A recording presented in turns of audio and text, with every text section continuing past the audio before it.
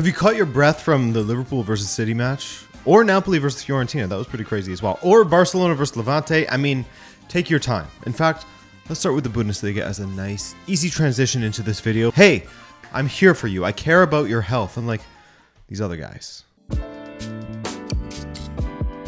Bayern Munich squeaked past Augsburg this weekend following their somewhat surprising midweek loss against Villarreal. Surprising that is if you don't recognize Unai Emery as the father of football, of course. Join the cult. We've got a few of us. But anyway, Bayern went through the motions against Augsburg, eventually getting the winner thanks to a handball penalty. Some discussion surrounding the handball incident, but it would have been an interesting call from the referee in order to ignore it. Lewandowski from the spot, and he's so good from there, isn't he? He's on 32 goals now with 5 matches remaining. Borussia Dortmund got a 2-0 win away to Stuttgart on Friday, but it came at a cost.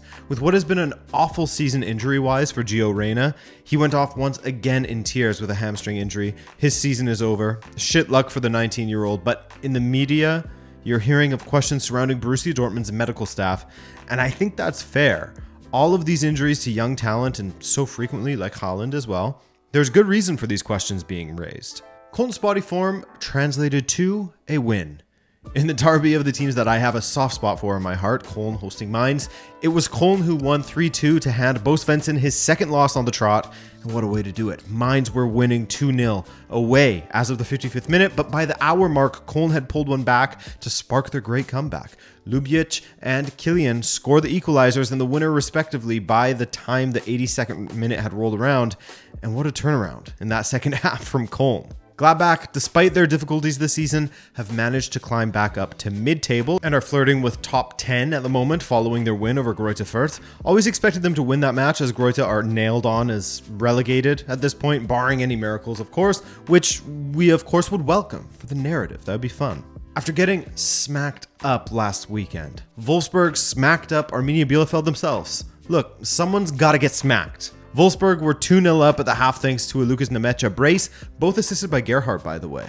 A good 1-2 punch combo, those two. Then they managed to score 2 goals in the first 8 minutes of the second half to put it way beyond doubt. Solid win for Kofeld, and he'll need more of those to stave off relegation.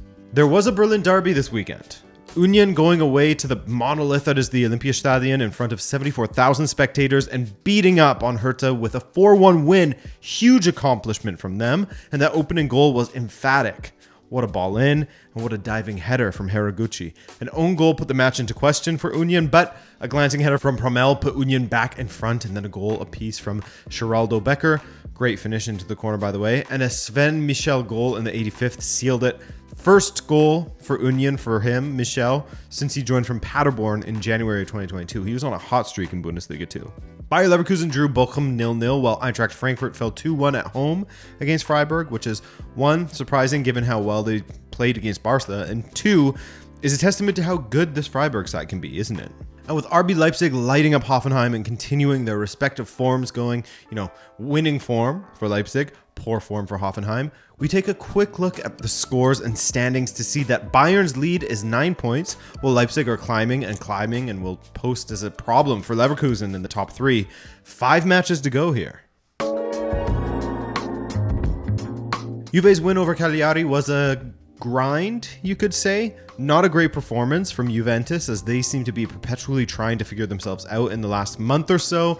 A rough bit of form for sure, but I will say some of their play against Inter was the best football they've played lately. If they can find that kind of form again, I wouldn't be surprised if they nabbed third from one of the top 3 teams. They may catch them snoozing, because those teams do be snoozing. But on the stroke of halftime, Matthijs de Ligt got on the end of a Juan Cuadrado ball to power a header in to level things. Previously, Pellegrini had a goal called back for a handball, so Juve were a little bit frustrated at that point. But Dusan Vlahovic would end up being the difference maker for Juventus as Dybala slipped the ball in behind for the Serbian to chase, and he somehow managed to be the keeper with his second goal in 3 matches, 2-1 Juve. Ivan Perisic was certainly in the mood on Saturday as his 2 first-half assists helped Inter over Hellas Verona. Not the easiest matchup. The Croatian first set up Nicolo Barella, then Edin Dzeko, just 8 minutes apart in what was a dominant first half from Inter. Verona improved in the second, but Inter stood firm. They've been getting some better performances lately after their, bobble in form. So shout out Limone. While Lazio's season hasn't seen them flying through the standings, though to be fair, they have climbed well lately, but Ciro Immobile's goal record still stands. I mean, the man got some flack recently for not scoring many goals against top opposition, and instead filling the net against the less extravagant teams, you could say. But a hat-trick against Genoa, I mean, you can tell him that his goal record ain't all that if you want. I think it's still incredibly impressive. He's on 24 from 27 appearances. Lazio win 4-1 thanks to him. Sassuolo and Atalanta was a great matchup that I unfortunately didn't watch because it was on at the same time as the next matchup that I want to talk about. But Sassuolo getting a 2-1 victory at home against Atalanta, a match that was actually close to being a 2-0 win if not for Luis Muriel's strike in the 93rd minute. Luis Muriel, why did I make that into a sing-songy thing? But the match that I was referencing to, of course, was the Italian daddy of football. You know, you have Emery as the father of football, which is a different title from the daddy of football, and that title is currently held by Vincenzo Italiano. The guy was dealt a tough hand in losing Vlahovic. I mean, while Fiorentina have a decent side, that's a hole that will be incredibly difficult to fill when you're talking about one of the best strikers in the league leaving your side. But he rocked up to the Stadio Diego Armando Maradona, played an attacking trio of Cabral, Saponara, and Nico Gonzalez, and got a huge win. Napoli never really got started in this match, and Fiorentina just chipped away at them. Gonzalez scored after 30 minutes, and while Dries Mertens and Osimhen combined for an equalizer, a 1-2 from the substitute Icone, and then Arthur Cabral put Fiorentina 3-1 up. Great powered strike from Victor Osimhen later in the 84th minute made for a fun finish to the match, but Fiorentina held on for a 3-2 victory. Massive win to pick up in Naples, and that really put a dent in Naples' titles aspirations, at least for the moment, I should say, as both Milan and Inter have a match in hand over them. Venezia are getting closer and closer to relegation as they suffered a heartbreaking loss at home against the high-flying Udinese. 94th minute winner for Udinese, who, by the way, have only lost one in their previous 7 matches. Especially hard for Venezia as they had equalized in the 86th minute, only to fall behind again 8 minutes later. Bummer. Roma! Wow. What a fun final 10 minutes that was at the Stadio Olimpico. There's a lot of good games this weekend. After AS Roma had stunk it up a bit, that may be harsh, but after Roma had struggled to get some cohesion in their attack, we'll say, for much of the match, coupled with an early 22nd minute goal from Salernitana and a close call with a penalty that was cancelled for Salernitana, they found themselves late winners. First, Carlos Perez got an equalizer in the 81st. Then a stunning free kick from Jordan Vertu. Chris Maldini-Smalling gets on the end of it, and he made the Olimpico explode with noise to put Roma ahead. Incredible scenes and a fantastic come-from-behind win for AS Roma in front of their supporters. The importance of that win, considering how Lazio did this weekend, not just because they're rivals, but they're rivals in the standings as well, it's huge. And then AC Milan hoped to get past last week's disappointing draw against Torino, and they failed to do so. It's Milan's time to slump a little bit, it seems, as they have not looked on in the slightest, blunt in the attack and vulnerable to counters, especially in the second half. 0-0 the final, meaning Milan stay atop the table, but Inter will have a chance to overtake them with their match in hand. No pressure. Similarly to how it was just another day at the office for Bayern, that same feeling was abound for Real Madrid's victory over Getafe this weekend. Casemiro and Vasquez getting the goals, while Vinicius and Rodrigo grabbed the assists, and Carlo Ancelotti was able to rest some key players. Benzema was hauled off alongside Casemiro in the 75th minute. Gareth Bale getting some whistles as well, which was the first time he's actually made an appearance at the Bernabeu since, drumroll please, before the pandemic in February of 2020. Isn't that crazy? A lot has happened since then. So yeah, anyway, 2-0 win for Real Madrid over Getafe. Real Betis extended their unbeaten streak to 4 matches, 3 wins and a draw, as they beat Cadiz this weekend 2-1. They had to do it late though. First, we saw Nabil Fekir's fantastic run and back heel to Christian Teo to draw level in the 78th minute. Teo had been on the pitch for about a minute or so when he scored that goal. Then Ruben Alcaraz made a mess of his attempted clearance, and his boot swung at Borja Iglesias, which the ref deemed was enough for a penalty. Kind of a weird one, in my opinion, but regardless, Iglesias finished it off for the win. João Felix was rested in Atletico's trip away to Mallorca, and Atletico lost. Not necessarily because João Felix wasn't on the pit. Well, I mean, You could argue that, I guess, as if you wanted to, as they struggled to get anything going in the attack. And I mean, they had just one attempt on target. To give you an idea, they had an XG of 0.68 to Mallorca's 1.34, which says a lot about this one.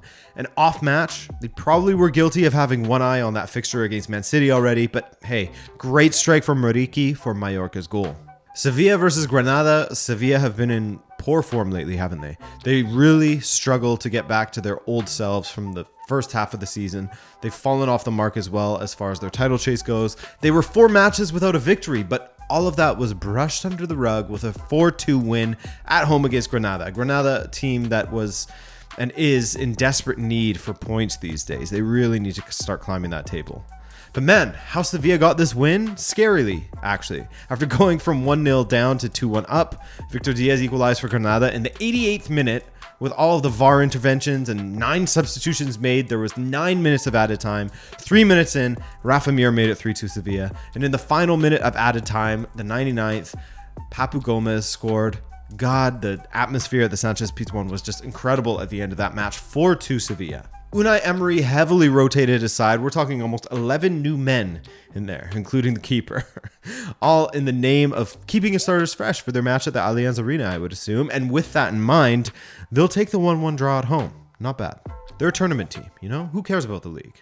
Real Sociedad got a 2-1 win away to Elche, and finally Barcelona were made to suffer up against Levante. Levante were given 3 penalties, one of which was saved by Ter Stegen. But anyway, with Barcelona losing 1-0, Xavi brought on Gavi and Pedri, and they made an instant difference. First, there was Dembele crossing to Aubameyang for the equalizer. Then Gavi going on a ridiculous solo run before cutting it to Pedri inside with the finish.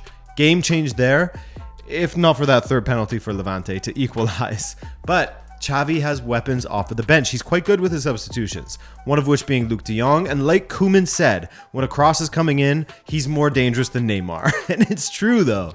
The perfect header from the super sub Luuk de Jong. Once again, 3-2 Barcelona right at the death, and a great win for them, which puts them level on points with Sevilla and 3 ahead of Atletico despite having a match in hand. Betis and Real Sociedad are also circling, waiting to pounce if anyone trips up. Bad Vibes FC. That is Manchester United, and the vibes are so smelly there at the moment that Ronaldo is slapping the arms of children who are holding phones trying to film him. Wild stuff from him, dashing that phone on the floor as he limped off. I mean, that goes to show that he has quite clearly never been in this position before, or hasn't for a while, and when he isn't competing for titles, the man gets upset. Anyways, for Manchester United to lose to this Everton side, that is truly brutal. As De Gea said, they don't really do anything out there. They don't defend very well. They don't create decent scoring opportunities. He's talking about United, by the way. They don't play with much energy. They can't finish to save their lives. They are Bad Vibes FC. But a massive, massive win for Everton, who of course lost midweek to Burnley in an incredibly important relegation dogfight of a match. There's still hope for Everton. Absolutely there is. Which was actually helped on by Burnley themselves, looking truly awful this weekend away to Norwich, to whom they lost 2-0. Norwich aren't mathematically relegated, but along with Watford, who also lost 3-0 to the new and improved Leeds this weekend, they are the 2 favorites to go back down to the Championship. Shout out to Jesse Marsch, by the way, who has Leeds playing quite well at the moment. They've won 3 of their last 4, a draw sandwiched in there as well, and they picked up their first clean sheet against Watford since they beat Crystal Palace at the end of November. Wow. Wolves versus Newcastle saw Howe side snap their 3-match losing skid with a 1-0 victory. A Chris Wood penalty in the 72nd minute was the difference, but you can't say that Newcastle didn't deserve that win, as Wolves were about as entertaining as building an IKEA cabinet by candlelight. Which actually sounds like a decent night. I don't mind a little IKEA building now and then. If you need help, I'm here. Anyway, Arsenal were poor for about 75 minutes of their match against Brighton, which at that point of the game, it was already lost. 2-0 down before Martin Odegaard went beast mode and did everything but pick up the ball himself and throw it into the back of the net. But he was finally awarded with a great strike, great deflection, however, also, that looped over Sanchez and Brighton's goal. Sanchez was excellent in the final moments of the match for Brighton, by the way. 2-1 Brighton at the Emirates, that's a huge win for them. Speaking of, Chelsea absolutely smashed Southampton 6-0 to really exercise their attacking demons at St. Mary's. It was 4-0 at the half. Even Timo Werner got in on the fun. My man scored a brace, actually. A brace and an assist for Mount as well. It was easy for Chelsea, who absolutely dominated in pretty much all aspects of this game. The same couldn't be said of Tottenham in the first half, as they could have actually been behind up against Aston Villa by a fair few goals in the first half, but they were a different side in the second. I can only imagine the halftime talk from Conte at Villa Park. Building off of that early goal from Heung-min Son, Harry Kane turned delivery man in the second half, setting up both Dejan Kulusevski and Heung-min Son to make it 3-0, and Kulusevski set up Son for 4-0 not long after. Hat-trick for the South Korean. Another fantastic performance as he continues to excel, while Kane is putting up numbers in the assist category. 12 goals and 8 assists in the Premier League for Kane. Leicester City overcame a very difficult Crystal Palace side 2-1, but the match of the weekend, Manchester City versus Liverpool, and it has become my favorite match to take in as a neutral. There's just something about these two that they always seem to deliver. Talented players, two of the best managers in the world, and two teams that want to play attacking, entertaining football. The first half was the better of the two, but in saying that, the second half was pretty damn good in any other normal context besides a Liverpool versus Man City match, of course. Manchester City could have had 3, maybe 4 goals in the first half, but it started with a deflected De Bruyne strike. Quite the deflection, really, but who cares? It banked in off of the post after just 5 minutes, only for Jota and Alexander-Arnold to link up for an equalizer, but Alexander-Arnold was a sleepy, sleepy boy in that first half, and he was absolutely snoozing for Gabriel Jesus' 36th-minute goal. By the way Ederson and Alisson were so lax on the ball, these guys do not fear anything when they have the ball at their feet. It was incredible to watch. Ederson, especially with Jota closing him down, letting the ball roll onto the goal line before playing it wide to Laporte. I mean, what the hell are you doing, dude? He's insane. Mo Salah played Sadio Mane through right on the other side of halftime. Great, intense start to the second half from Liverpool, who were looking poor in the first. Great vision from Salah and solid finish from Mane. Sterling had a goal called off for a fractional offside, and Mahrez, of course, had a chance to win it for City, but he fluffed up his chipped finish with Alisson out of the goal and at his mercy. The second half, at times, felt like both sides were sort of down for the point. Like, hey man, want to just split this? Whereas there were some moments where City could feel aggrieved by the refereeing, as both Thiago and Fabinho could have been off, but that aside, it was an incredible match. So fun to watch, so intense and fast-paced, and great quality attackers as well. So, it remains at the top as it was before. As we check the scores and standings, City on 74, Liverpool on 73, Chelsea and Tottenham make up the top 4, and if Conte pulls this off, that would be huge. Quite the indictment on the likes of Arsenal and Manchester United, I'd say.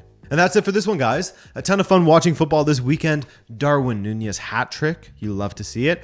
I'm Adrian. Plenty of Champions League coverage to come this week as we will find out who are making the semifinals. And that's it. Ciao.